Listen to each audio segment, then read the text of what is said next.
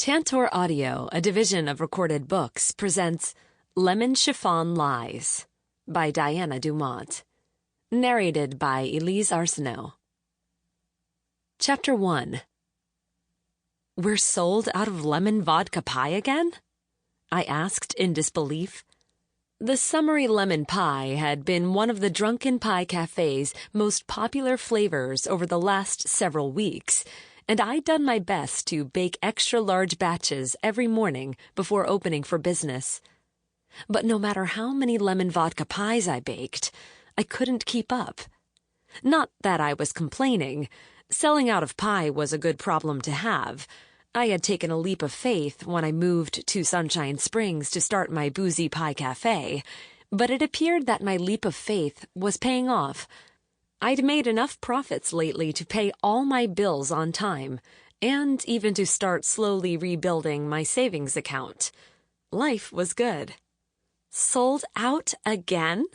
Ruby Phillips confirmed with a grin, flipping her strawberry blonde ponytail backward over her shoulder. I had hired Ruby last week, and I already didn't know how I had managed to survive running the Drunken Pie Cafe without her. Ruby had proven to be an efficient employee and a quick learner, and I caught myself thanking my lucky stars several times a day that my search for a part-time employee had ended with her. The bell above the front door jingled, and Ruby and I both turned our attention toward the cafe's entrance. I smiled when I saw Scott Hughes, who worked as a package delivery man in Sunshine Springs. Scott had been one of my first friends in Sunshine Springs, and he was a good friend to have. Since he spent his days traveling around town delivering packages, he always knew the latest, juiciest gossip. Today, he was carrying a small shoebox-sized package, which he handed over to me with a grin. "Online shopping again? Don't you think you have enough pairs of shoes already?" I gave him a cross look.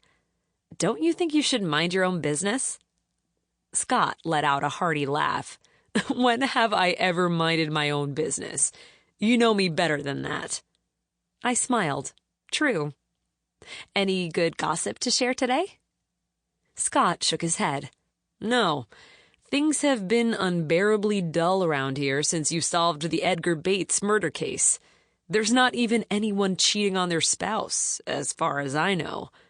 The most exciting thing I've heard all day is that the city council decided to add a dog show to the fall festival this year." I perked up with interest. A dog show? Maybe I should enter Sprinkles. My Dalmatian, Sprinkles, had become well known around town. He was the only Dalmatian around, and, in addition to his flashy spotted coat, he was often sporting brightly colored toenails. My Grams, who often pet-sat for me while I was working at the cafe, liked to take Sprinkles to the salon with her and get his nails painted in neon shades. I had long since given up on trying to convince her that my boy dog didn't need to have his nails painted. Scott rolled his eyes. "Like that dog needs any more attention than he already gets. Where is he now, anyway? With your Grams?"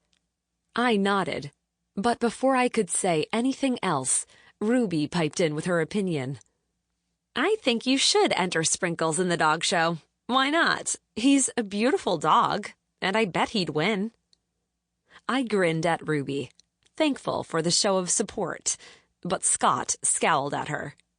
He hadn't liked Ruby from day one, which surprised me somewhat. Usually Scott got along with everyone. I suspected that his dislike of her had something to do with the fact that Ruby working at the cafe meant that my best friend Molly wasn't working here anymore. Molly had a full-time job as the head librarian of the Sunshine Springs Public Library, but that hadn't stopped her from helping me out in the middle of the summer when my cafe was busy and I'd been desperate for any help I could get. Scott had enjoyed being able to pop in and talk to both Molly and me at the same time, and his talking had often been borderline flirting. Molly and I both had no romantic interest in him, but that hadn't stopped him from trying. "Well, anyway," Scott said flatly. "You have time to think about it. It's barely September, and the festival isn't until the end of October. It's hard to believe that fall will ever arrive, if you ask me. It's still unbearably hot out right now." "I love the heat," Ruby declared brightly, earning her another scowl from Scott. "I love the heat, too," I said. "It puts everyone in the mood for lemon pie." "Sold out again?" Scott asked, looking over at the cafe's display case with a frown. "That's a shame. I was hoping to snag a piece." "Sold out," I confirmed. "In fact, I'm going to have to go get more fresh lemons from my supplier in the next town over. I don't even have enough lemons left to bake another batch of pies tomorrow." "You can go now if you want," Ruby said. "I don't mind closing out the store for you." I smiled at her gratefully. "If you're sure you don't mind. I know you haven't closed by yourself yet. Are you sure you won't be overwhelmed by all the closing duties?" Ruby waved her hand dismissively. "I can handle it. It's not that complicated, and if I have questions, I can always call you." I nodded, feeling relieved. If I left to get the lemons now, I could probably make it back before the late afternoon tourist traffic got really bad. And Ruby was right. Closing up the cafe wasn't all that complicated.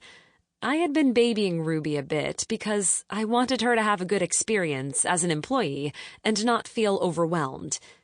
It had taken me so long to find an employee that I was terrified of Ruby being unhappy and quitting. But Ruby seemed eager to help, and I desperately needed her help.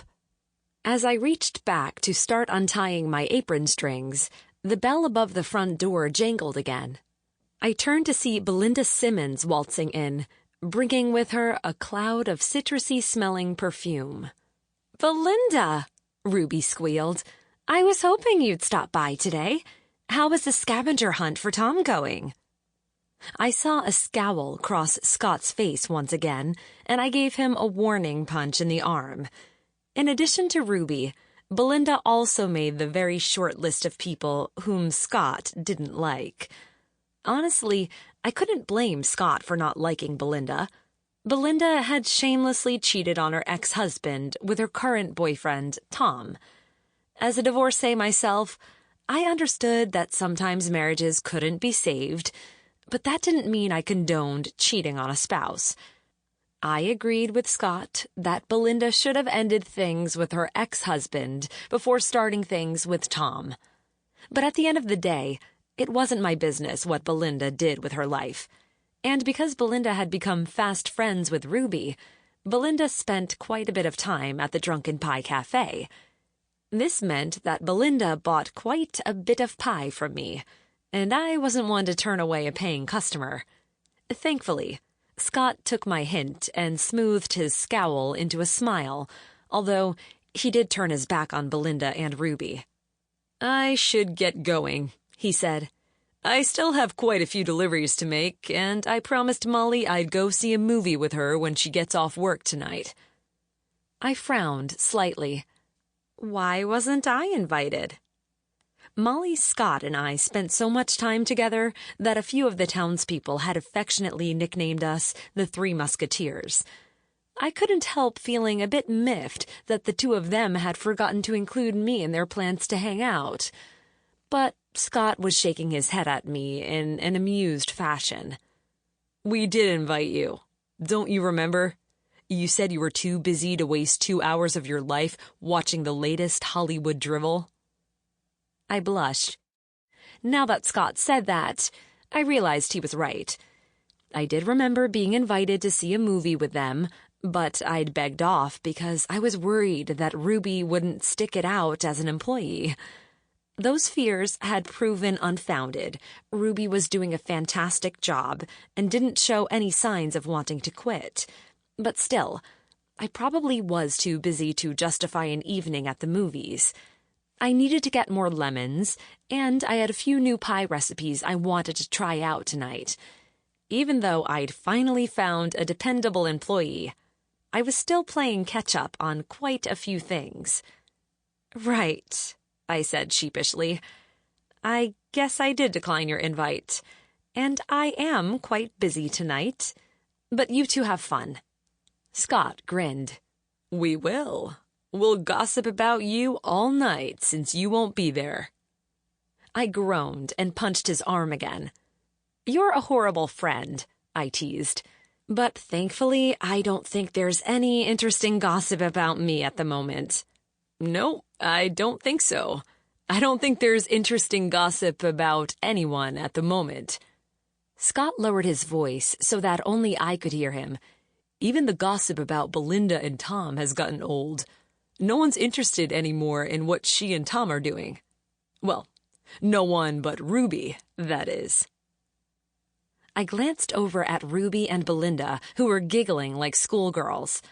I had no doubt they were discussing whatever Belinda's latest over-the-top romantic surprise was for Tom. I winced as I thought of Belinda's poor ex-husband, Frank. For his sake, I was glad that the gossip mill was finally tiring of Belinda's and Tom's relationship. I was sure Frank must be tired of hearing about how in love Belinda was with her new boyfriend. The bell above the door jangled again, and I looked up to see Grams walking in, with Sprinkles close on her heels. "Grams," I said in surprise. "I thought you had bridge club this afternoon." "I did," Grams said with a dramatic sigh. "But Rose is sick, so it was postponed. I stopped by to see if you had any lemon vodka pie. This heat wave is awful, and I sure could use a good slice of lemon pie to cool down with." Scott, whom I had to admit could be a perfect gentleman when he wanted to be, quickly rushed to Graham's arm and helped her into a chair at one of the cafe's table. "Lemon pie's all gone," he informed her sadly. "I was also hoping for a slice, but Izzy's sold out." Grams shook her head at me, her neon green hair bouncing against her shoulders as she did. "You need to make more of that lemon pie. You're always selling out." Grams had a thing for bright colors and frequently changed her hair from one shade of neon to another. She also wore the brightest outfits you could imagine. Today, she had on a bright orange blouse and neon green pants that matched her hair. She was a character, but she was the best grandmother I could have wanted. She stood by me even when the rest of the world wanted to beat me down. Thankfully, the rest of the world was leaving me alone at the moment. Life was good, and I decided to come around the front counter to sit by Grams for a few moments. "We've still got strawberry moonshine pie," I said. "I know you like that one. And I've been trying to make more lemon pie, but I can't keep up. This heat wave has made all of my summer flavors quite popular, but the lemon most of all." Grams sighed dramatically. "I guess I'll settle for strawberry moonshine pie." I nodded and stood once more to get her the pie. "Do you want a piece?" I asked Scott over my shoulder. But Scott shook his head no. "I really do need to get going.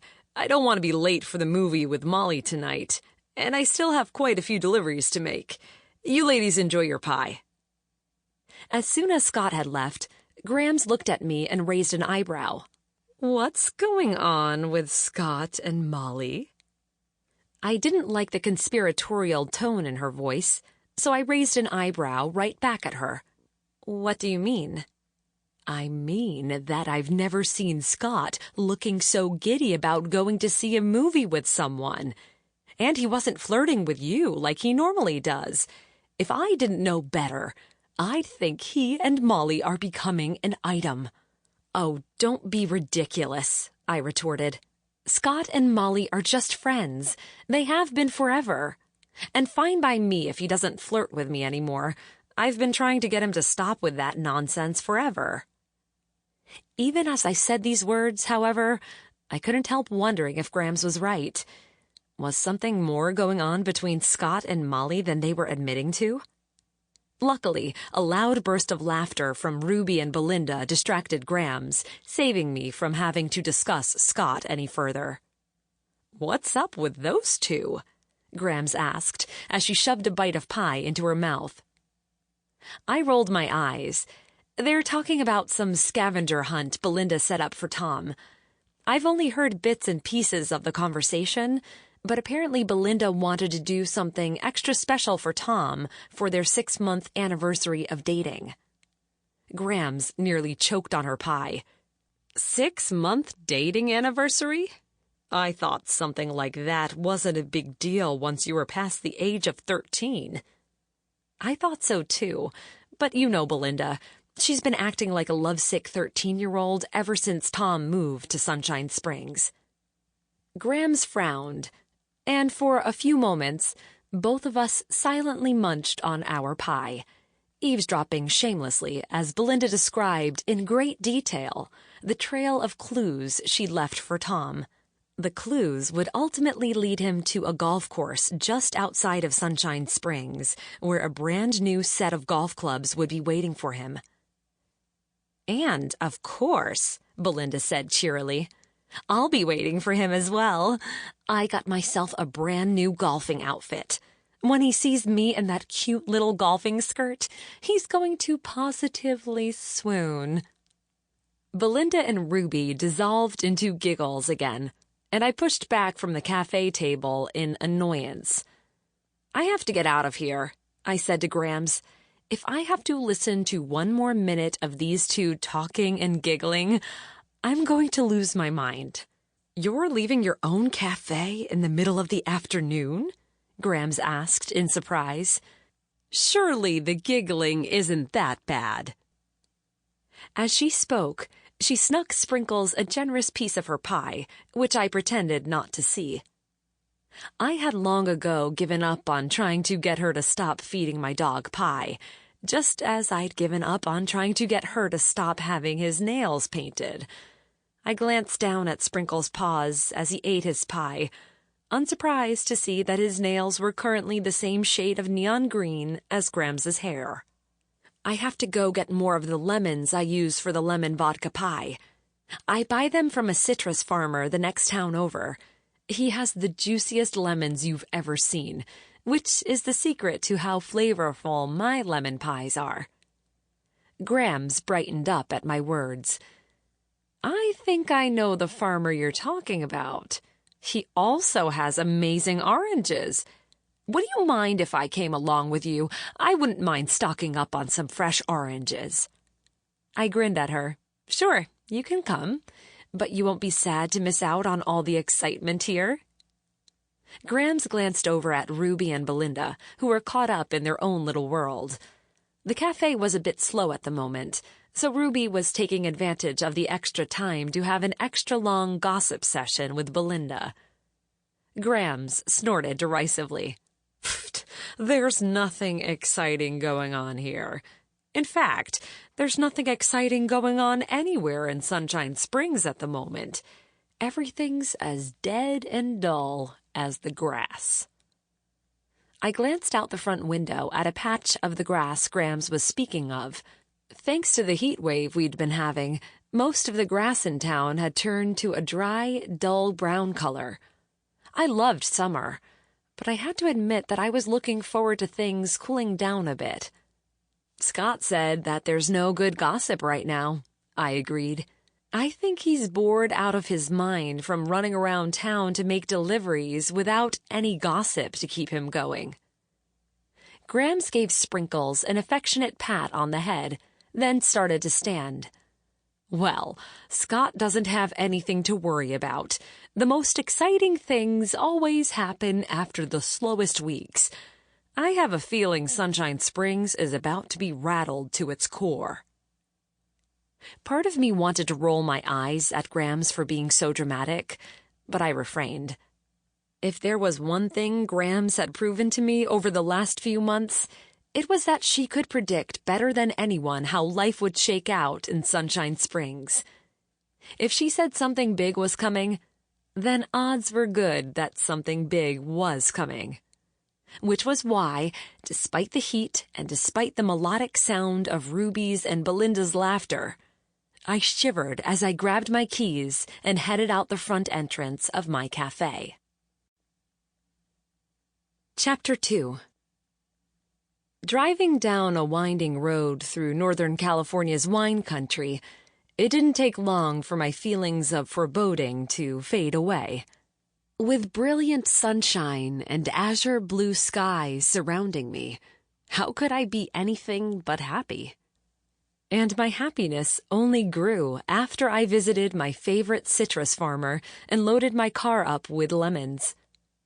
Grams had come along with me and purchased a large basket of oranges, so our sunshine-filled drive toward home was filled with scents of fresh orange and lemon. Grams turned my car's radio to an oldies station and belted out songs at the top of her lungs, not caring that she was singing horribly off-key. And Sprinkles sat in the middle of the back seat, surrounded by oranges and lemons, as he occasionally let out a joyous woof to accompany Grams's singing. Life felt perfect in that moment, and I decided to sing along with Grams, not worrying about the fact that my voice sounded even more off-key than hers did. For a brief moment, I even closed my eyes to belt out the last note of a song. But no sooner had I closed my eyes than Grams started screaming. My eyes flew open again as I instinctively slammed on the brakes. Fear gripped the pit of my stomach, and I half expected that my car was going to crash into something within the next few seconds. When I'd closed my eyes, there had been nothing but a wide-open, empty road in front of me. But still, I should have known better than to take my eyes off the road for even a split second. If I got into a wreck and Grams got hurt, I would never forgive myself. All of these thoughts flew through my mind in a matter of moments, but when my car finally came to a complete stop and I got my bearings, I saw that there was still nothing but wide-open road in front of me. I wasn't in any danger of crashing into anything, and I looked over at Grams in confusion. Her face had gone as white as a sheet. "Grams, what on earth is the matter?" My words seemed to pull her back from her shock, and she raised a hand to point it over to her right. I followed the line of her pointing finger, and that's when I saw another woman running toward us. A woman who looked vaguely familiar as she waved her hands frantically and screamed out, although I had no idea what she was screaming. "Is that Sophia?" I asked as I put my car into park on the side of the road. "It is indeed," Grams said as she unbuckled her seatbelt and then threw open the passenger side door of my car. I unbuckled my own seatbelt as Grams catapulted herself out of the car and started running toward Sophia. Sprinkles followed closely behind Grams, barking loudly. I followed more slowly, stepping gingerly across the dried grass that filled the field on the side of the road. A sense of foreboding filled me as I walked toward Sophia, who was crying hysterically and trying to explain something to Grams. Sophia Reed was one of Sunshine Springs' most prominent citizens. She owned Sophia's Snips hair salon, which was where all the women in Sunshine Springs went to get haircuts, beauty treatments, and gossip. I couldn't remember a time when I had seen Sophia looking unkempt or distraught. She always seemed in control of the situation, and she always kept her hair perfectly coiffed. Not today. Today, her hair frizzed out in every possible direction. It looked as though she'd had it pulled back into a bun at one point, but now it was such a mess that it was hard to say for sure. Her makeup was running down her cheeks in messy streaks thanks to all the tears she was crying, and there were scratches visible on her arms where she'd rolled up the sleeves of her suit jacket. The fact that she was wearing a suit jacket was strange enough on its own. I'd never seen Sophia dressed in conservative business attire. She usually favored brightly colored blouses and dresses, usually with floral prints. Even for somber occasions like funerals, she tended to look as though she'd just returned from a tropical vacation. Today, she looked like she'd just returned from a boring business meeting. A boring business meeting that had left her disheveled and in tears. "Sophia!" I heard Grams exclaiming as I approached. "What on earth is the matter? What are you doing out here in a field, dressed like a banker and crying your eyes out?" Sophia cried even harder, and Sprinkles ran in circles around her. His frantic, excited barking only added to the chaos of the moment. "He's not moving," Sophia managed to say. "He's not moving at all. I think he needs a doctor." Grams and I exchanged a worried glance. I was already reaching for my cell phone as Grams turned back to Sophia. If someone out here was so sick or wounded that they couldn't even move, then I was going to need to call an ambulance. "Who's not moving, dear?" Grams asked. I marveled at how calm and soothing she managed to make her voice sound. "Tom, he's lying over there by that grove of lemon trees with a big gash in the back of his head. It's bleeding quite a bit. I think he needs a doctor." Sophia wrung her hands hysterically, and I took off running in the direction of the lemon trees she'd pointed toward. I was already dialing 911 to call an ambulance, but when I saw the unmoving body, I had a feeling that no ambulance was going to be able to help the heap of a man lying crumpled beneath the lemon tree. I winced and felt my stomach turn as I went to check the man's pulse. As I suspected, there was no pulse to be found. As much as I didn't want to look, I forced myself to glance at what was visible of the man's face. Sophia had been right. It was Tom Schmidt, who was supposed to be following the clues of a scavenger hunt that would lead him to the nearby golf course and a new set of golf clubs. It looked like he wasn't going to be playing any games with those new golf clubs, and it also looked like he was never going to have the chance to see Belinda in her new golfing outfit. Tom Schmidt looked very, very dead. 911, what is your emergency?" The voice squawking in my ear through my cell phone startled me so badly that I nearly dropped my phone. Once I regained my composure, I let out a long, weary sigh. "Yes, this is Izzy James. I need to report a death."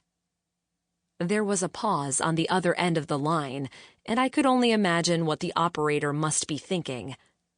Everyone in Sunshine Springs knew that I'd been involved in several murder investigations since my arrival in town earlier in the year. At one point, I myself had even been a suspect in one of the murder investigations.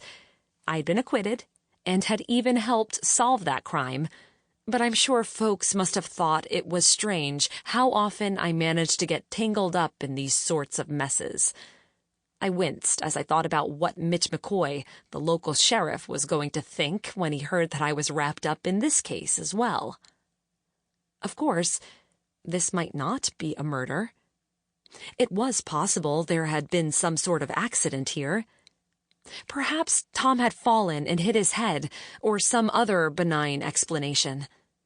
I told myself not to get too worked up about things yet, but my mind was already spinning.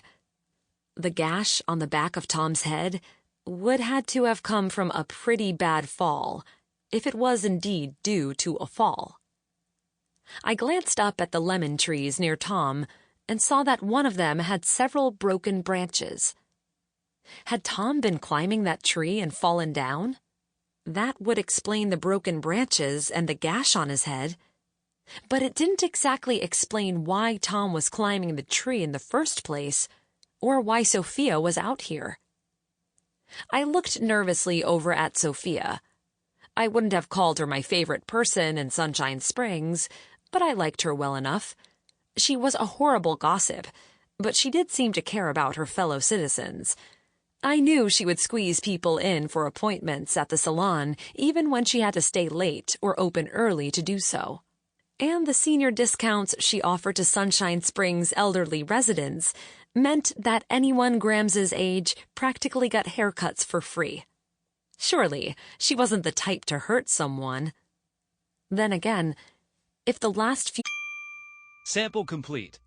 Ready to continue?